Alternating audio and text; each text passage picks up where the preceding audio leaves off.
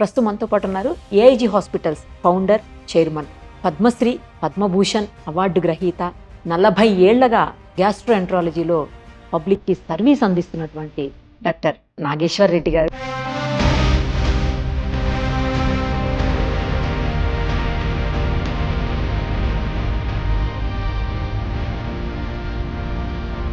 ప్రస్తుతం మనతో పాటు ఉన్నారు. ఒక్కసారి ఆయనతో మాట్లాడదాం. చాలా విషయాల మీద పబ్లిక్కి అవగాహన కలిగించే ప్రయత్నం చేద్దాం. సార్ నమస్తే అండి, ఎలా ఉన్నారు సార్? బాగున్నా. చాలా హ్యాపీగా ఉంది సార్. నాకు ఇంతకు ముందు తెలియదు మీరు పద్మశ్రీ, పద్మభూషణ్ ఇవన్నీ కూడా ఎప్పుడు 2017లోనే మీకు ఉన్నాయని. జనరల్గా అవి చాలా హానర్గా ఫీల్ అవుతాము, అవి వచ్చినాయి అంటే గ్రేట్ అన్నట్టు. బట్ మీరు ఎక్కడా ఎప్పుడు చెప్పుకోరు, ఎందుకు సార్? ఎప్పుడు డౌన్ టు ఎర్తే ఉంటారు, ఇంత ఎదిగినా కూడా మీరు. అంటే ఈ అవార్డ్స్ అన్ని కూడా మాకు ఇట్స్ బై ప్రోడక్ట్స్, మేము చేసే వర్క్ చేసుకుంటా ఉండాలి, బై ప్రోడక్ట్స్ వస్తుంటాయి అన్నమాట. సో దీనివల్ల మనము ఎమోషనల్గా అటాచ్ కాకూడదు అవార్డ్స్కి. వచ్చాయంటే సార్ రికగ్నైజ్ చేశారని హ్యాపీగా ఉండాలి, కానీ ఎక్కువ దీని గురించి మనం అటాచ్ అయ్యి దీని గురించి ప్రాపగేట్ చేసుకోవటం నాకు కరెక్ట్ అనిపించదు.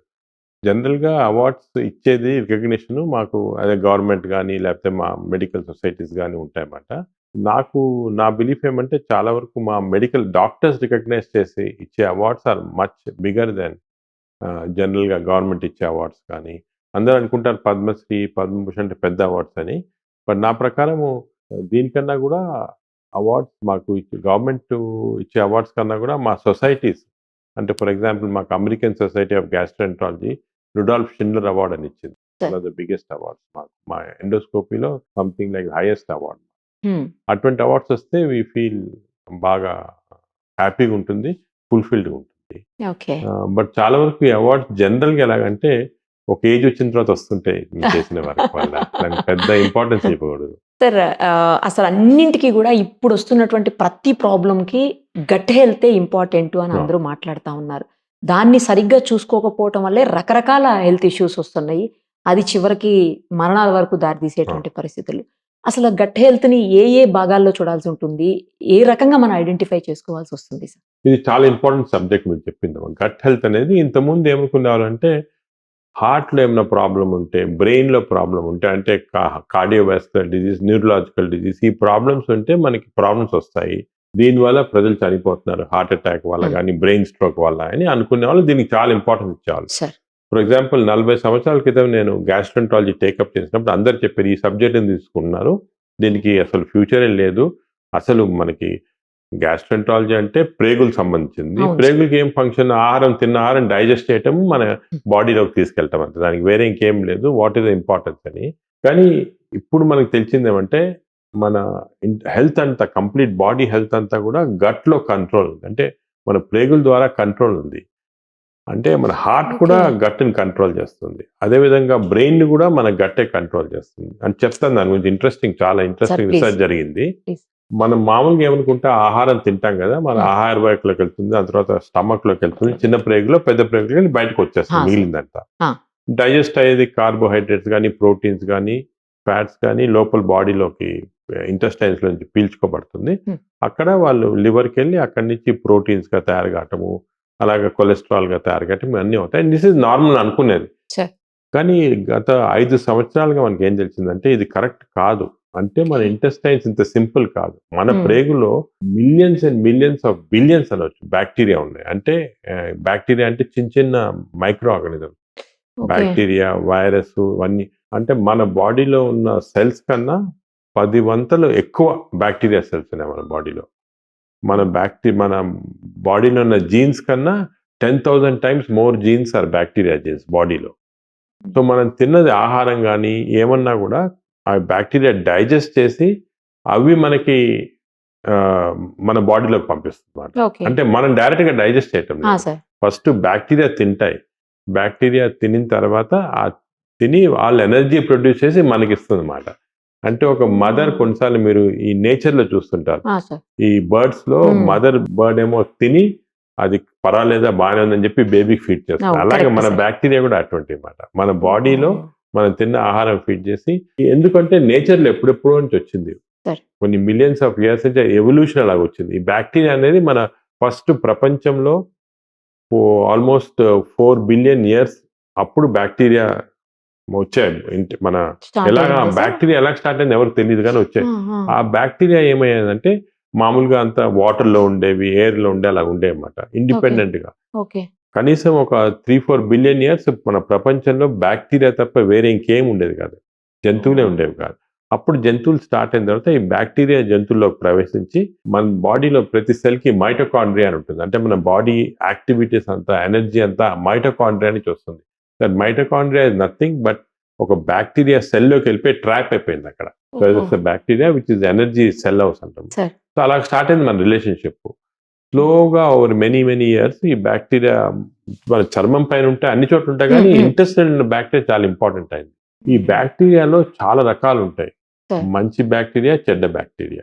దాన్ని Okay. మా మెడికల్ టర్మినాలజీస్ బ్యాక్టీరాయిడ్స్ అంటాము, ఫార్మక్యూటిస్ అంటాము. అంటే వేరే పేర్లు ఉన్నాయి కానీ జనరల్ గా కామన్ పర్సన్ కి తెలిసిందేమంటే ఈ మన బాడీలో 1000 స్పీసీస్ ఉంటాయి. ఈ 1000 స్పీసీస్ లో ఒక 100 స్పీసీస్ బ్యాడ్ ఉండొచ్చు, ఒక 900 స్పీసీస్ మంచి ఉండొచ్చు.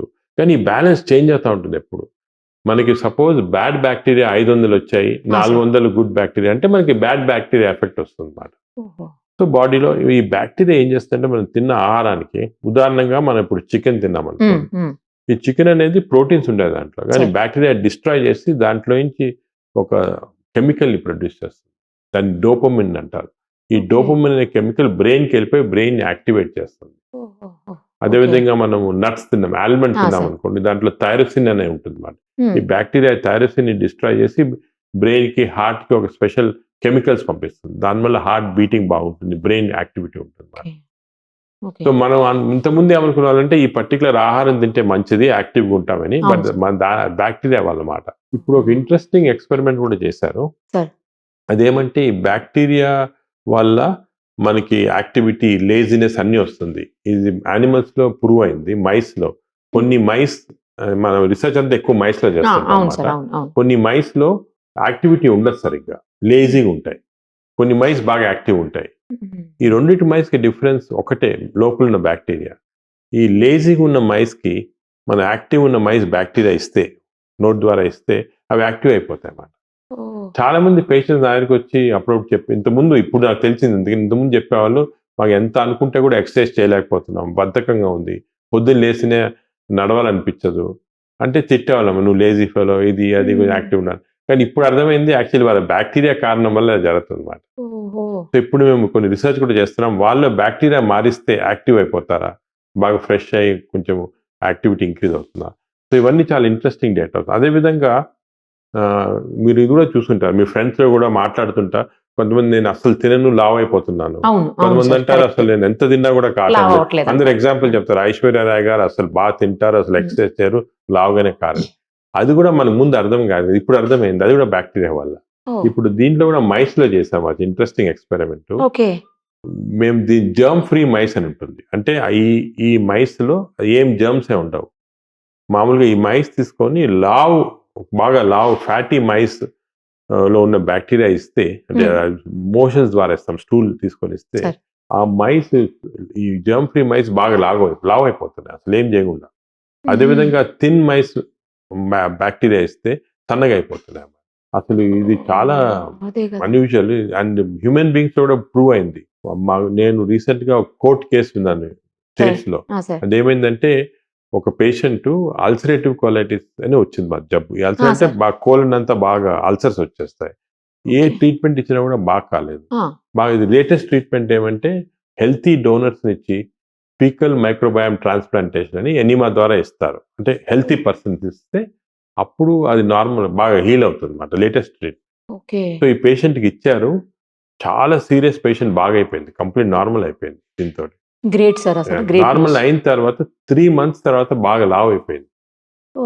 లావ్ అయిపోయిన పేషెంట్ అసలు ఎవరు బ్యాక్టీరియా ఇచ్చారు నాకు అని రికార్డ్, హాస్పిటల్ రికార్డ్ వెళ్తే ఆ బ్యాక్టీరియా ఇచ్చిన తర్వాత లావుగా ఉన్నాను. సో నేను దీనివల్ల డిజీజ్ బాగా అయిపోయింది, కానీ ఈ బ్యాక్టీరియా వల్ల లావ్ అని కోర్టు కేసు వేసింది హాస్పిటల్ పైన. ఆయన కోర్టు కేసు వేసి గెలిచింది. అంటే మన బ్యాక్టీరియా ఇంత ఇన్ఫ్లుయెన్స్ ఉంది బాడీలో. అదేవిధంగా కొన్ని కెమికల్స్ ప్రొడ్యూస్ చేస్తుంది. ఆ కెమికల్ పేరు TMAO అంటారు బ్యాక్టీరియా. ఈ కొన్ని బ్యాక్టీరియా వల్ల TMAO ఎక్కువ అయిపోతే హార్ట్ ప్రాబ్లం వచ్చేస్తుంది. ఇంతకుముందు హార్ట్ అంటే మనం కొలెస్ట్రాల్ ఇది అని అనుకున్నాం కదా, కానీ అది కాకుండా ఇది మోస్ట్ ఇంపార్టెంట్ అయిపోయింది. మనం బ్యాక్టీరియా చేంజ్ చేస్తే హార్ట్ ప్రాబ్లమ్స్ తగ్గించవచ్చు. ఓహ్! అది కూడా ఇప్పుడు కొత్త నాలెడ్జ్. అంటే మన గట్ హెల్త్ అంత ఇంపార్టెంట్. ఇప్పుడు అది heart, cardiac health, neuro health అందరూ అది మానేసుకొని గట్ హెల్త్ పైన కాన్సంట్రేట్ చేస్తున్నారు. ఎందుకంటే ఈ ఓకే. బ్యాక్టీరియాని మ్యానిపులేట్ చేస్తాం మనము. ఇది ఇంకోటి రీసెంట్ సైన్స్. జనరల్‌గా పబ్లిక్ కూడా ఎవరికి తెలీదు. తెలీదు. ఈవెన్ అవును సార్. డాక్టర్స్ కూడా చాలా మంది తక్కువ తెలుసు. ఎందుకంటే అంతా కూడా లేటెస్ట్ రిసర్చ్. ఇప్పుడిప్పుడే న్యూస్‌లో వస్తుంది, పేపర్స్‌లో వస్తుంది. మేము కూడా ఇక్కడ ఒక పెద్ద మైక్రోబయామ్ ల్యాబ్‌ని సెటప్ చేసాం మన ఏఐజీలో. సార్. ఈ మైక్రోబయామ్ ల్యాబ్‌లో we are now able to do genetic analysis of all the 1000 bacteria species. ఇంతకుముందు ఆహా! అది లేదు. Okay sir. Technology okay. లేదు. ఓకే. దానికే కనుక్కోలేదు మేము అసలు. బ్యాక్టీరియా అంటే ఏదో అనుకున్న వాళ్ళము. కల్చర్ చేసేవాళ్ళం, కొన్ని వచ్చేవి 30 స్పీసీస్ వచ్చాయి. ఇప్పుడు ఈ మెటాజీనోమిక్స్ అని కొత్త టెక్నాలజీ వచ్చింది. 1 హ్మ్. ఇయర్ నుంచి అవైలబుల్ ఉంది. అది పెట్టి మేము were able to completely analyze అన్ని ఒకరు దానికి ఇప్పుడు ఒక స్పెషల్ చెకప్ కూడా కొంతమంది మాకు వస్తున్నారు డిఫరెంట్ డిజీజ్ తోటి. ఏం అర్థం కాకపోతే గట్ బ్యాక్టీరియా చెక్ చేస్తున్నాం. ఓహ్! 1000 స్పీసీస్ చెక్ చేసి ఇప్పుడు దాంట్లో మీకు ఈ బ్యాక్టీరియా ఎక్కువ ఉంది. దీనివల్ల లావు అవుతున్నాం. ఈ బ్యాక్టీరియా తక్కువ ఉంది. దీనివల్ల డైజెషన్ కావట్లేదు. అంతా కంప్లీట్‌గా వేర్ అనలైజింగ్. పెద్ద రిసర్చ్ ప్రాజెక్ట్ చేస్తున్నాము.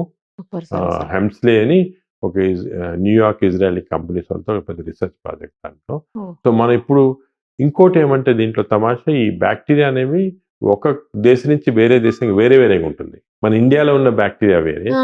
అమెరికాలో ఉన్న బ్యాక్టీరియా వేరే. అదేవిధంగా మన ఇండియాలో కూడా ఊర్లలో ఉన్న బ్యాక్టీరియా వేరే, విలేజెస్‌లో ఉన్న బ్యాక్టీరియా. సో మేము ఏం చేసామంటే ట్రైబల్ ఏరియాస్ ఉంటాయి కదా! ఆ! మన సార్. కాకినాడలో ఉన్నాయి అవును. కొన్ని అస్సాం ఏరియాస్ అక్కడంతా. ఈ ట్రైబల్ ఏరియాస్ నుంచి అందరి బ్యాక్టీరియా చెక్ చేసాం ఇంటెస్టైన్స్‌లో. హ్మ్. ఈ ట్రైబల్ ఏరియాలో మీరు కాకినాడలో ఉండి, అస్సాంలో ఉండి, మన ఛత్తీస్‌గఢ్‌లో ఉన్న ఈ ట్రైబల్ అందరికీ సేమ్ టైప్ ఆఫ్ బ్యాక్టీరియా ఉంటాయి. సేమ్. వేరేస్ అదెలా హైదరాబాద్‌లో సార్ ఉన్న అసలు? అతనికి, ఢిల్లీలో ఆ! అతనికి వేరే బ్యాక్టీరియా. అదెలా అది సార్? ఎలాగంటే ఈ ట్రైబల్స్ కూడా మనకి ఒరిజినల్‌గా ఎవల్యూషన్‌లో ఫస్ట్ వచ్చి ఒక చోట ఉండిపోయారు. అందరితో మిక్స్ కాలేదు. హ్మ్. వాళ్ళ ఈటింగ్ హ్యాబిట్స్ అన్నీ కూడా కంప్లీట్ ఐసోలేటెడ్ అయిపోయారు మనం. ఓకే. అప్పుడున్న బ్యాక్టీరియా అలాగే ప్రిజర్వ్ అయిపోయింది. మనం వచ్చామనుకో ఇప్పుడు హైదరాబాద్‌కి వచ్చామనుకోండి, ఈ మన ఊర్లలో ఏదో ఇడ్లీ, దోస తినాలి, ఇక్కడ పిజ్జా, హాంబర్గర్ తినాలి. బర్గర్. అంటే చేంజ్ అయిపోయింది. హ్యాబిట్ చేంజెస్ వల్ల ఒక్కొక్క చోట వేరేగా అయిపోయింది. But original bacteria is healthy bacteria. 1000 bacteria మంచిగా ఉండే మన బాడీలో. అన్‌ఫార్చునేట్‌లీ ఈ అర్బనైజేషన్ వల్ల బ్యాక్టీరియా చేంజ్ అయ్యి కొన్ని చెడ్డ బ్యాక్టీరియా ఎక్కువ కనిపిస్తున్నాయి. ఓహో! ఇప్పుడు ఇది కూడా మేము చూసిందేమంటే కొన్ని డిజీస్‌లో స్పెసిఫిక్‌గా చాలా రిసర్చ్ చేస్తున్నాం హ్మ్. దీనిపైన. హ్మ్. హ్మ్. ఈ అల్సరేటివ్ కొలైటిస్ గానీ, ఇవన్నీ గూడా ఊర్లలో ఉండేవి గాదు ఇంతకుముందు. హ్మ్. మన ఇప్పుడు మాకు పటాన్‌చెరు దగ్గర ఒక 20 విలేజెస్ మేము దత్తు తీసుకొని చేస్తున్నాం దానిపైన రిసర్చ్. అక్కడ వర్క్ చేస్తున్నాం. అంటే అబ్బో! ఫ్రీ హెల్త్ కేర్ అంతా ఇస్తున్నాం వాళ్ళకి. Okay sir. ఓకే. వాళ్ళకి గత 20 సంవత్సరాలుగా ఫాలో చేస్తున్నాం. నేను ఫస్ట్ హైదరాబాద్‌కి వచ్చినప్పటి నుంచి సార్. 2000 నుంచి చేస్తున్నామట. Okay sir. ఈ 20 ఇయర్స్‌లో వాళ్ళ బ్యాక్టీరియా కంప్లీట్ చేంజ్ అయిపోయింది. ఫస్ట్ వేరేగుండేది. హ్మ్. వాళ్ళకి ఇన్ఫెక్షన్స్ అవన్నీ ఎక్కువుండేవి. ఈ లాస్ట్ 5, 10 ఇయర్స్ కొంచెం గవర్నమెంట్ ఆఫ్ తెలంగాణలో బాగా వాటర్ సప్లై క్లీన్ చేసి అంతా చేశారు. ఓహో! చేస్తే ఆ ఇన్ఫెక్షన్స్ తగ్గిపోయాయి. సార్. బ్యాక్టీరియా చేంజ్ అయింది. హ్మ్. గానీ ఇంకోటేమైందంటే ఈ ఫాస్ట్ ఫుడ్స్ వచ్చేసాయి. హ్మ్. అంటే ఇప్పుడు మీ ప్రతి చిన్న ఊరికెళ్తే గూడా ఒక ఇదుంటుంది. చిన్న కొట్టుంటుంది. హ్మ్. దాంట్లో చిప్స్, నూడిల్స్ అవన్నీ ఉన్నాయన్నమాట. అవును సో సార్. దాంతోటి వాళ్ళకి బ్యాక్టీరియా చేంజ్ అయిపోయి వెస్టర్న్ బ్యాక్టీరియా వచ్చింది. వచ్చి ఇప్పుడు ఈ ఊర్లల్లో అంతా బ్యాక్టీరియా, అమెరికాలో ఏ బ్యాక్టీరియా ఉందో ఆ బ్యాక్టీరియా ఉంది వీళ్ళకి. వచ్చి వాళ్ళకంతా డిసీజ్ కూడా అలాగే వస్తున్నాయి. కొలైటిస్ అని కొత్త రకాలైన జబ్బులొస్తున్నాయి ముందు లేనివి. సో అంత ఇంపార్టెంట్ మాట బ్యాక్టీరియా.